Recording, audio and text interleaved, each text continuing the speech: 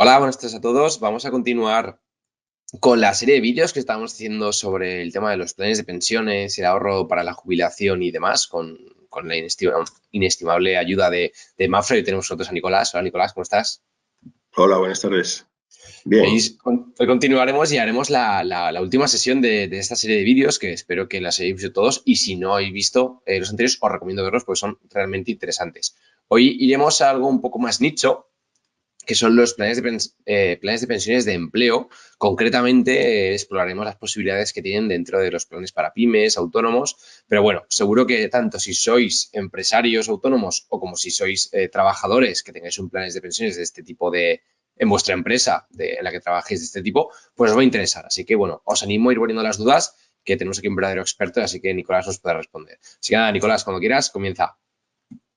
muy bien. Pues buenas tardes a todos y muchísimas gracias por conectaros a esta serie de tutoriales. Vamos a abordar hoy, como veis en pantalla, los planes de pensiones para pymes y autónomos. Eh, es un tema que en los próximos meses y años estará en boga, precisamente porque la reforma que se está gestando de las pensiones en nuestro país está de alguna manera potenciando este tipo de planes, los planes promovidos por empresas, tanto pequeñas empresas como grandes empresas, incluidos autónomos también. ¿De acuerdo? Entonces, simplemente por refrescaros un poco la memoria, os pongo aquí una clasificación.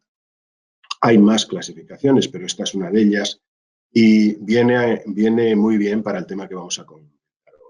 Concretamente, es la clasificación de los planes, de los tres sistemas de planes de pensiones que existen en nuestro país, en base o en función a quién es el promotor y quién son los partícipes. Si os dais cuenta, en la primera columna aparecen los planes de pensiones del sistema de empleo, donde el promotor es una empresa, ¿de acuerdo? Una entidad, una empresa, un empresario particular, como ahora veremos. Los partícipes de ese tipo de planes son los empleados de la empresa. Es decir, nadie que no sea empleado de, vamos a poner, Endesa, puede ser partícipe del plan de pensiones de empleo de Endesa.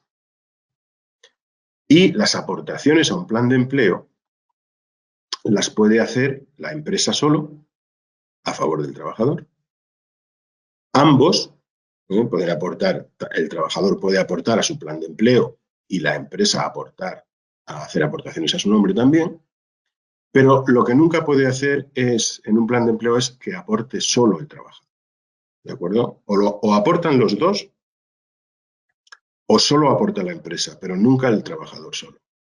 Los otros dos sistemas, como veis aquí, el plan asociado y el plan individual, pues de estos ya hemos comentado. El plan individual, pues el promotor siempre es una entidad financiera, mientras que en el asociado, pues es un colectivo, por ejemplo, un sindicato o una asociación, ¿de acuerdo?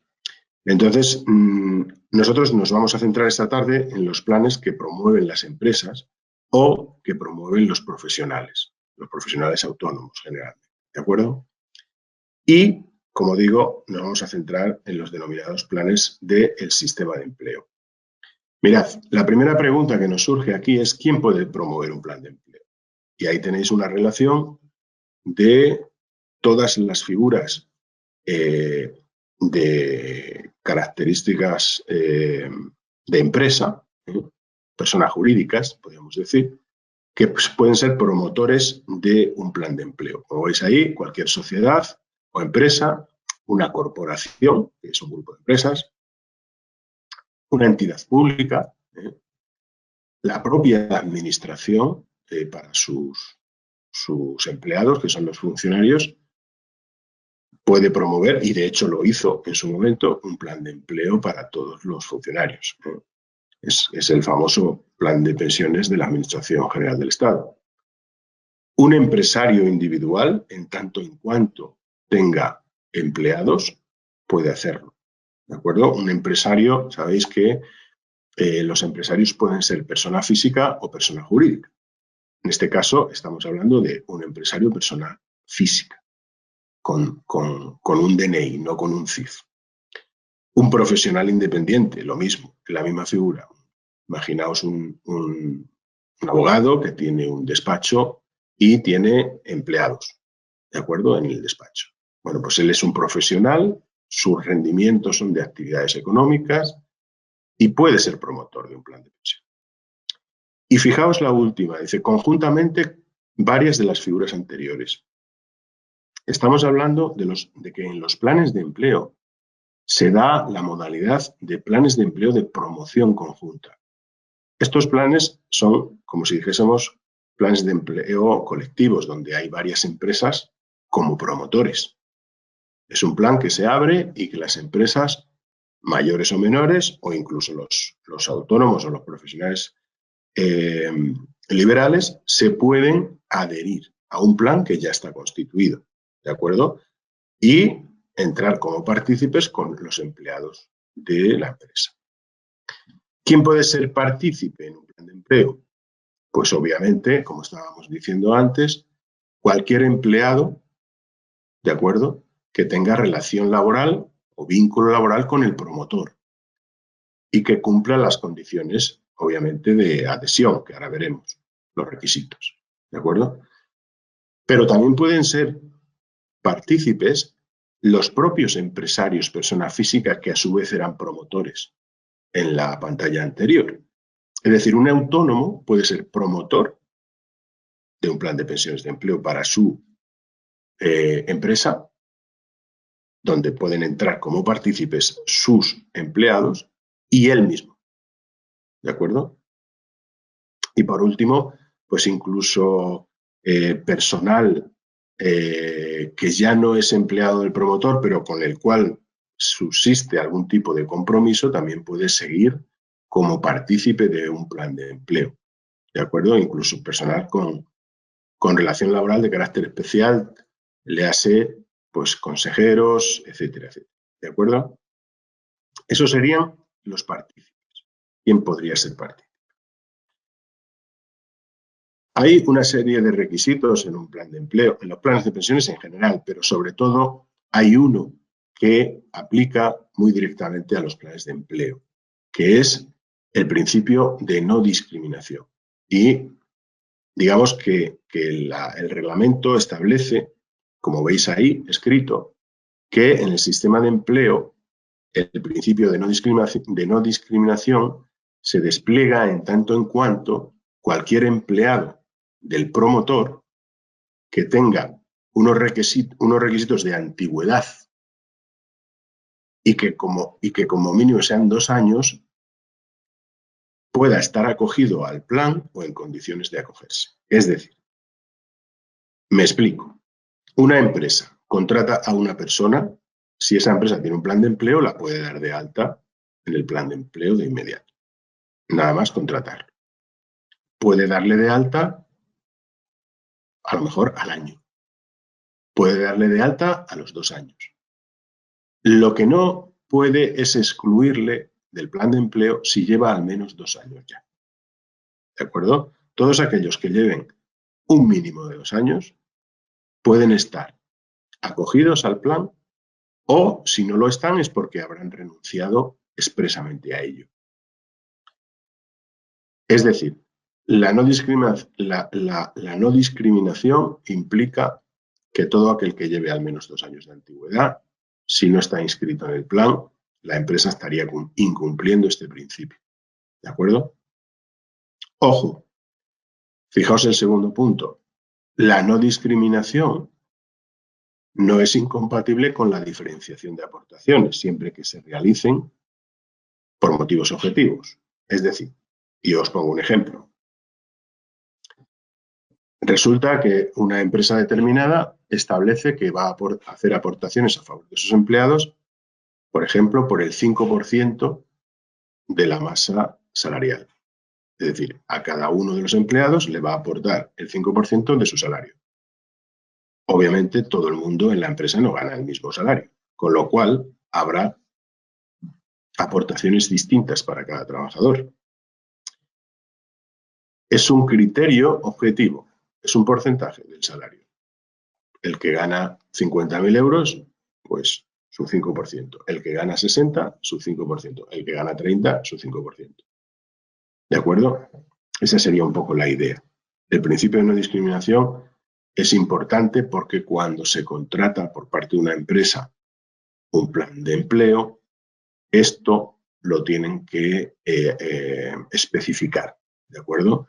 Cómo van a hacer las aportaciones y la gestora va a cerciorarse de que ese plan de aportaciones cumple este principio, ¿de acuerdo? Mirad, ¿cómo se constituye o cómo se construye un plan de pensiones de empleo por una empresa? Pues aquí tenéis, digamos, el comienzo. Esto aplicaría a lo que sería un plan para una sola empresa. Normalmente las grandes empresas suelen abrir un plan de pensiones de empleo para ellas solas. Pero existen los planes de empleo de promoción conjunta a los cuales se pueden adherir varias empresas. Normalmente es la solución más habitual para pymes y para autónomos. Pero fijaos, ¿cómo se adhieren los partícipes a un plan de empleo? Pues en principio, ¿de acuerdo? La adhesión es voluntaria si cumplen los requisitos de antigüedad que hemos visto antes y que esos se establecen en las especificaciones del plan, pues es de manera voluntaria. Si no quieren, por el motivo que fuera, tienen que renunciar por escrito. ¿De acuerdo? Si la exigencia de que esta empresa ha de tener un plan de pensiones de empleo viene en un convenio, entonces la adhesión de todos los trabajadores es por defecto. ¿De acuerdo? Están adheridos por defecto. Y si quieren renunciar, a posteriori, pues tienen que solicitarlo por escrito. Sabéis que los planes de pensiones están regidos por una comisión de control. La comisión de control, digamos que es la cabeza visible de un plan de pensiones. Hay una gestora, que es la entidad que gestiona el fondo, y hay el promotor, que es la empresa que lo constituye. Pero la comisión de control es, digamos, la que rige el plan de pensiones. Y está formada, como veis aquí, de manera paritaria en los planes de empleo, por el 50% de representantes de la empresa y el otro 50% representantes de los trabajadores. ¿De acuerdo? Se ha de constituir en un plazo de 1 año desde que se promueve el plan y si a alguna persona le toca, porque se renueva esa comisión de control cada 4 años, en elecciones además, si a alguna persona partícipe le toca ser representante y formar parte de la comisión de control y no quiere, ha de renunciar por escrito también. Las aportaciones, como os decía al principio, las realiza la empresa y el partícipe, pero nunca el partícipe solo, ¿recordáis?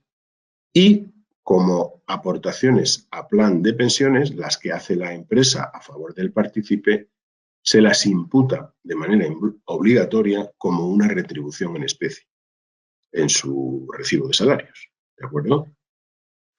Y luego pues existe un sistema de información a los partícipes por parte de la gestora del plan, ¿de acuerdo? En el momento de la adhesión, obviamente, y luego con periodicidad trimestral. Y con periodicidad anual existe la información fiscal, ¿de acuerdo? Donde se recoge las aportaciones totales del año con el objetivo de que esa información pueda valer para realizar la declaración de la red. En cuanto a la flexibilidad de los planes de empleo, que al final, como planes de pensiones que son, tienen las mismas características que los individuales y, entre otras, existe la posibilidad de traslado. Entonces, aquí lo que sí tenemos que distinguir entre traslado de los derechos de un trabajador solo o traslado de todo el plan de empleo de una determinada empresa. ¿De acuerdo? Entonces, en cuanto a los traslados de los derechos de un solo trabajador, se podrán hacer o bien, en segundo lugar, como veis ahí, por cese de la relación laboral entre el partícipe y el promotor, que era su empresa, o bien porque termine el plan. Y el plan puede terminar pues porque la empresa cierre, por ejemplo, ¿de acuerdo? O porque si venía contemplado en un convenio, resulta que la nueva negociación del convenio ya no lo contempla. Pues en ese caso se termina el plan. Entonces, por estas dos causas, el partícipe puede trasladar sus derechos. ¿A dónde? Pues a otro plan de empleo, si se va a trabajar a otro sitio, que también esa empresa tenga un plan de empleo, o si no, a un plan individual suyo. Lo que no puede hacer es llevarse el dinero a su bolsillo mientras no esté jubilado, no se puede tocar. Traslado de derechos económicos. Aquí, como veis, la terminología nos puede jugar una mala pasada. Y hablamos de derechos consolidados, que es el dinero que tiene el partícipe acumulado en el plan. Y cuando hablamos de derechos económicos, nos referimos a los derechos acumulados en el plan, pero ya no de un partícipe, sino de un beneficiario. Es decir, cuando alguien se jubila y pasa de ser partícipe a ser beneficiario, los derechos que tiene cambian de nombre y se llaman derechos económicos. Bueno, pues, ¿se pueden trasladar los derechos económicos? Es decir, el dinero que tiene un jubilado en un plan de pensiones. No. Si es un plan de empleo, no. Solo en el caso de que se termine el plan. ¿De acuerdo? Si el promotor desaparece, la empresa desaparece, entonces sí. Pero si no, no. ¿De acuerdo? Aquí es un poco más rígido que los individuales. Y como os decía antes, el último punto sería el traspaso del plan a otro fondo de empleo. En este caso lo tiene que hacer la comisión de control del plan. ¿De acuerdo? Porque se traslada todo el plan. No solo los derechos de un partícipe, sino los de todos los partícipes. ¿De acuerdo? Si, por ejemplo, el plan de pensiones de empleo de Endesa, vamos a suponer, ya que he citado a Endesa al principio, la gestora es el BBV y lo quieren cambiar a Santander, pues la comisión de control de ese plan decide cambiarlo y lo cambian. ¿De acuerdo? Eso se puede hacer en cualquier momento. Sí quiero que pararme un poquito en el tema de las aportaciones, porque es que es un tema que ha cambiado recientemente este año 2021 y seguramente siga cambiando en el 2022, porque es uno de los temas centrales de la reforma de las pensiones que se está gestando por parte del Gobierno y de la Comisión del Pacto de Toledo. Entonces, mirad, os recuerdo simplemente la parte que tenéis de la tabla en la parte de arriba, este color así más naranjita,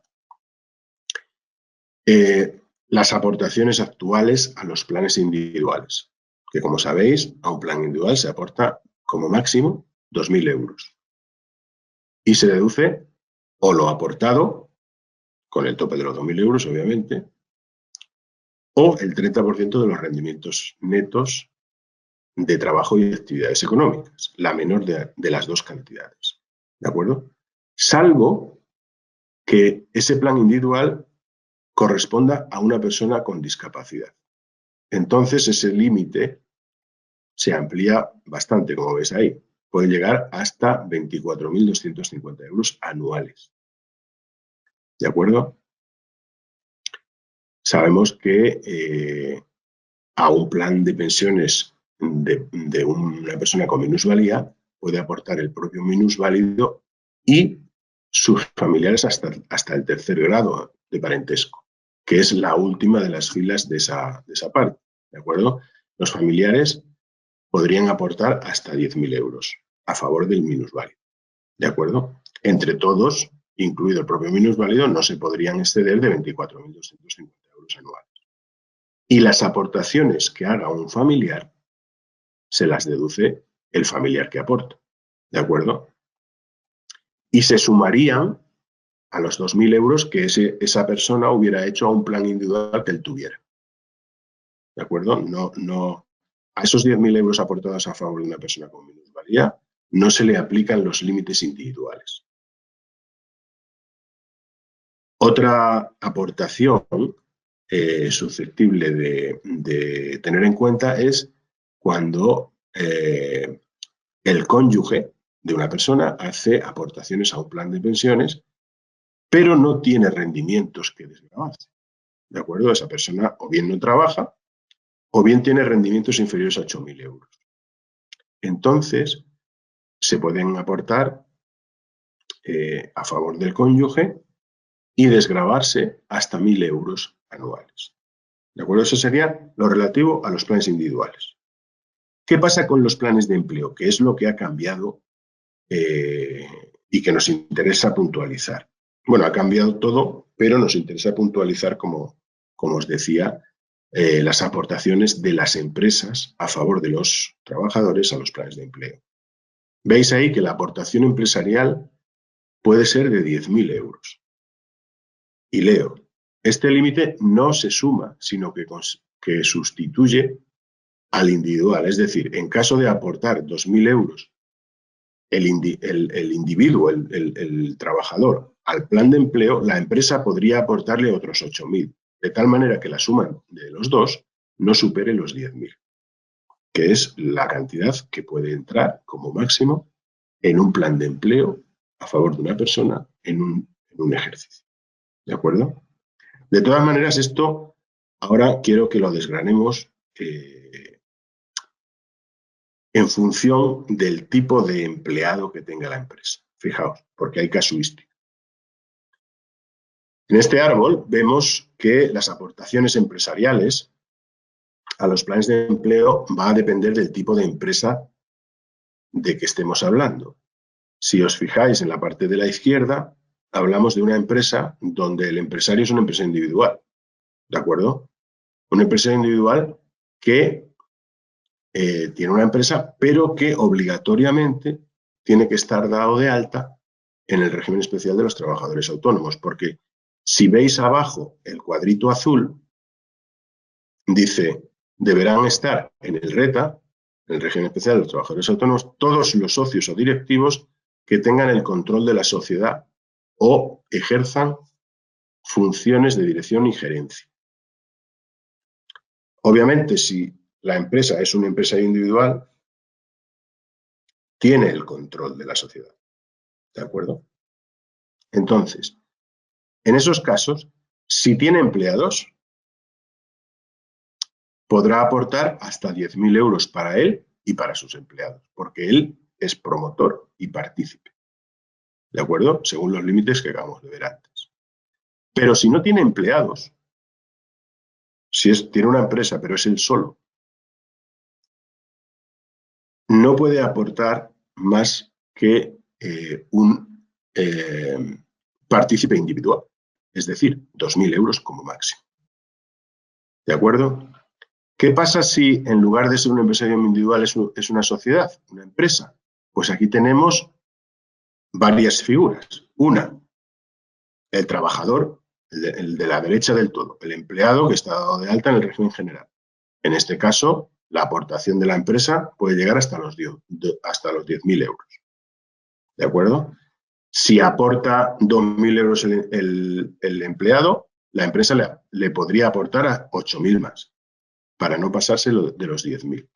Pero tengamos en cuenta que los 10.000 los puede aportar la empresa solo, porque hemos dicho que a los planes de empleo puede aportar solo el promotor. Dejamos el del centro, nos vamos al dentro de la empresa. Otra figura que puede haber es un socio, pero que sea un socio trabajador. ¿De acuerdo? Entonces estamos como si fuera un empleado, es decir, se podrán aportar por parte de la empresa hasta 10.000 euros a su favor. Pero ojo, y nos vamos al del centro.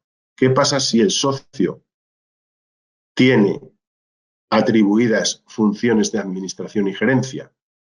Pues que entonces la ley de la Seguridad Social considera que tiene el control de la empresa, tiene que no puede estar en el régimen general, tiene que ser autónomo y solo podrá aportar él a sí mismo 2.000 euros. ¿De acuerdo? Se consideraría como si fuera una persona, una aportación individual. ¿De acuerdo? Este sería un poco el resumen de tal y como está actualmente las aportaciones a los planes de empleo. Consecuencias, sobre todo fiscales.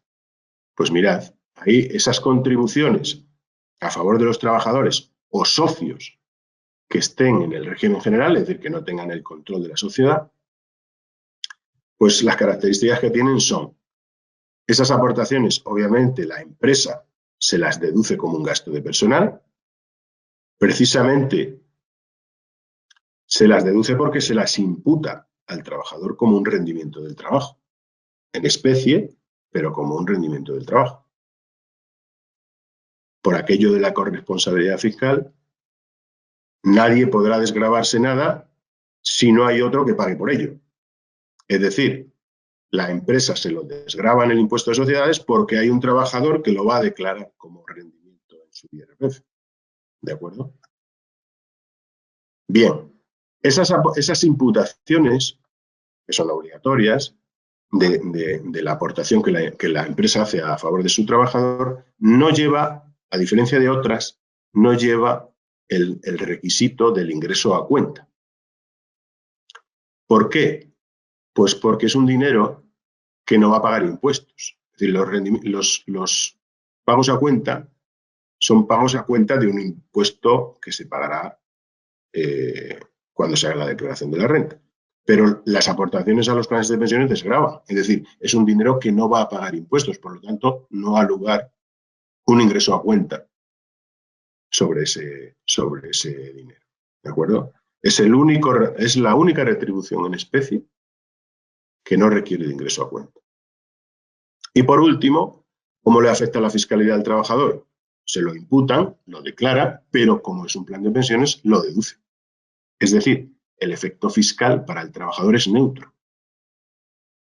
Me imputan, imaginaos, 8.000 euros, resulta que mi base imponible crece en 8.000 euros, pero como es un plan de pensiones, me desgravo 8.000 euros. Por lo tanto, para mí no tiene efecto fiscal. ¿De acuerdo? Mirad, quiero terminar con un ejemplo numérico para que veáis el efecto de, como explica ahí en el ejemplo, de una empresa que tiene dos alternativas, sobre todo enfocado a los dueños de la empresa, es decir, a los socios. Imaginaos una pyme, ¿de acuerdo?, que tiene 3 o 4 socios. La alternativa es o hacemos un plan de empleo o nos subimos el sueldo. Vamos a suponer que estamos barajando una cantidad de 8.000 euros. Y aquí tenemos un socio que tiene 45 y se jubilará con 65. Es decir, estamos hablando de un horizonte temporal de 20 años. ¿Qué efecto tiene en esta persona un incremento de sueldo desde el punto de vista de cotizaciones a la Seguridad Social? Suponiendo que está en el régimen general, pues si le subimos el sueldo, fijaos, las cotizaciones a la Seguridad Social lo que repercuten. Por contingencias comunes, sabéis que es un 23,6.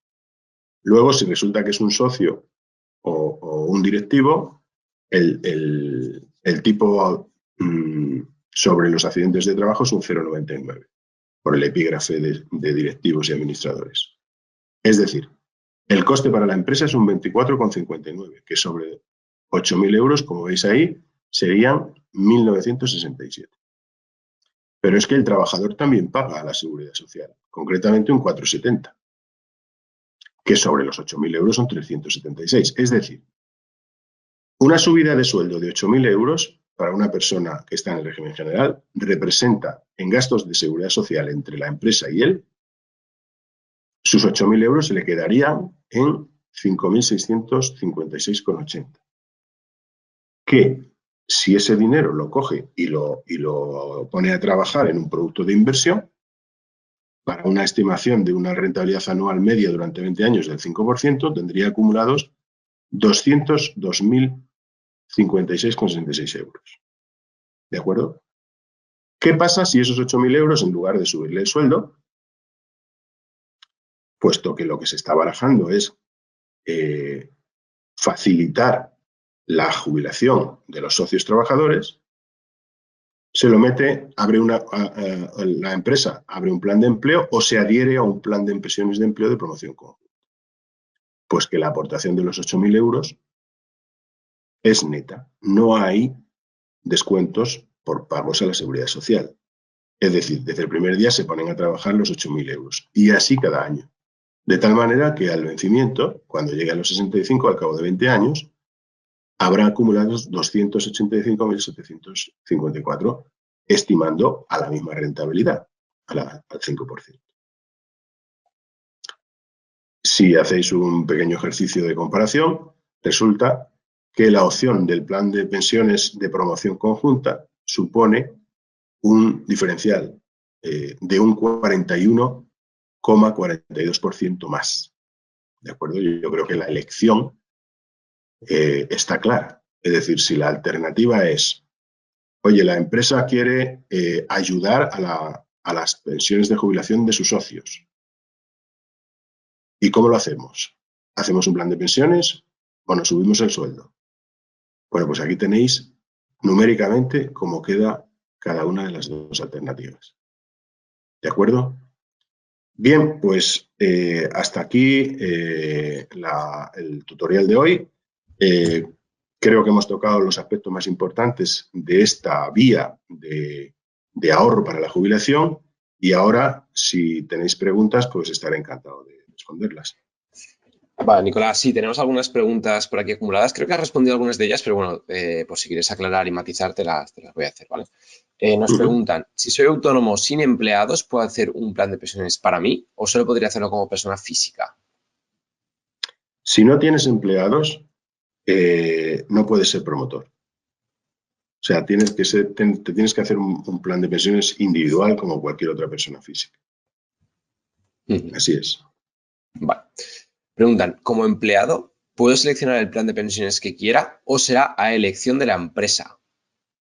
Sí, el plan de pensiones lo elige la empresa, es decir, porque es el promotor. En realidad, no es la empresa, es la comisión de control. La cabeza visible de un plan de pensiones de empleo siempre es la comisión de control. Pero ahí, normalmente, son, por un lado, imaginaos que hay 4 personas en la comisión de control, pues debe ser paritaria. 2 serán representantes de recursos humanos de la empresa, del Departamento de Recursos Humanos, y otros 2 serán de los representantes de los trabajadores, que si tiene sindicatos, organizaciones sindicales la empresa, pues serán 2 representantes de los sindicatos. Ellos son los que eligen qué tipo de plan se hace. Es decir, su vocación inversora, si va a ser un plan de pensiones de renta fija, de renta variable, mixto, mixto prudente, mixto agresivo. Y cabe la posibilidad de traspasarlo, como hemos visto, a otra gestora o a otro tipo de gestión. Pero el individuo, es decir, el trabajador, no puede elegir qué tipo de plan quiere para su dinero particular, en un plan de empleo, claro. También nos preguntan el mismo usuario, como empleado, la siguiente era así, te estaba diciendo la misma. Preguntaban si la empresa obtiene algún tipo de beneficio o ayuda o subvención para abordar un plan de pensiones a sus empleados. Ya lo has comentado antes, pero bueno, si quieres indagar un poco en el tema. Bien, hoy por hoy, a ver, os puedo comentar cómo está hoy. Cómo estará en el futuro, pues no me atrevo, porque además es un tema que está cambiando. Lo que sí parece es que si cambia para el futuro, cambie para mejorar incluso. Porque parece que una de las piedras angulares de la reforma de las pensiones es fomentar lo que se conoce como el segundo pilar, que es las aportaciones empresariales. ¿De acuerdo? Bien, hoy por hoy la empresa se desgrava. Es decir, todo aquello que aporte a favor de sus empleados se lo quita como un gasto de personal en este caso. ¿Cómo? Imputándoselo al trabajador en especie, como os he explicado antes, sin necesidad de hacer retención a cuenta, con lo cual para el trabajador también es una ventaja. Pero la ventaja que tiene es la desgravación como gasto. Vale, Obviamente hay ventajas, hay otras ventajas indirectas, que es, pues, hombre, aquellas empresas que tienen un plan de pensiones de empleo y hacen aportaciones a sus empleados, pues están ganando fidelidad de sus empleados, bienestar en la plantilla, etcétera, etcétera. Nos preguntan también, si renuncio a la aportación de la empresa al plan de pensiones, ¿están obligados a bonificarme ese importe de otra forma? Entiendo que es una persona que no querrá el plan y querrá ver si se lo dan en cash o de alguna forma. No, no suele ocurrir, desgraciadamente. A ver, normalmente los planes de pensiones de empleo, cuando una empresa hace un plan de pensiones de empleo, viene o bien porque hay un convenio colectivo que fruto de esa negociación colectiva se ha decidido hacer un plan de empleo, o bien de motu propio por la empresa. Como la empresa aporta a favor de los trabajadores y lo desgrava, normalmente pone las condiciones, es decir, oye, pues tanto en la cuantía de la aportación como si se hace a un plan de pensiones o se hace a otro sitio. Entonces, lo que no va a hacer es dártelo en cash, porque al final no dejarían de ser más que una subida de sueldo. Y no son muy... Las empresas no están muy por la labor en ese sentido. Vale, nos preguntan otro caso particular. ¿Qué opciones tengo si actualmente poseo un plan de pensiones de empleo, me cambio de empresa y la siguiente no tiene? Pues lo podrás traspasar a uno individual. Es decir, si tú se rompe la relación laboral con el promotor actual, con tu empresa actual, y te vas a trabajar a otro sitio y te lo quieres llevar, si esa otra empresa no tiene un plan de empleo, no te lo puede llevar a un plan de empleo. Te lo tendrás que llevar a un plan individual que tú abras en tu entidad bancaria. Vale, pues con esto ya tenemos todas las preguntas. Han sido bastantes preguntas bastante técnicas, la verdad, muy de nicho, pero bueno, con esto ya lo tenemos todo. Así que bueno, muchas gracias a todos por escucharnos. Muchas gracias, Nicolás, a ti por las dos charlas que nos has dado. No sé si quieres comentar algo más antes de despedirte. No, nada más, simplemente agradeceros a todos la atención y bueno, pues para cualquier cosa a través de Daniel, pues podéis contactar conmigo. Muchísimas gracias. Desde luego, muchas gracias a todos. Espero que os haya gustado esta serie de vídeos. Como comentaba al principio, si no habéis visto los anteriores, os recomiendo verlos porque, bueno, seréis unos profesionales de los planes de pensiones con esta serie de vídeos. Nada, espero que os haya gustado y nos vemos en próximos vídeos. Hasta la próxima.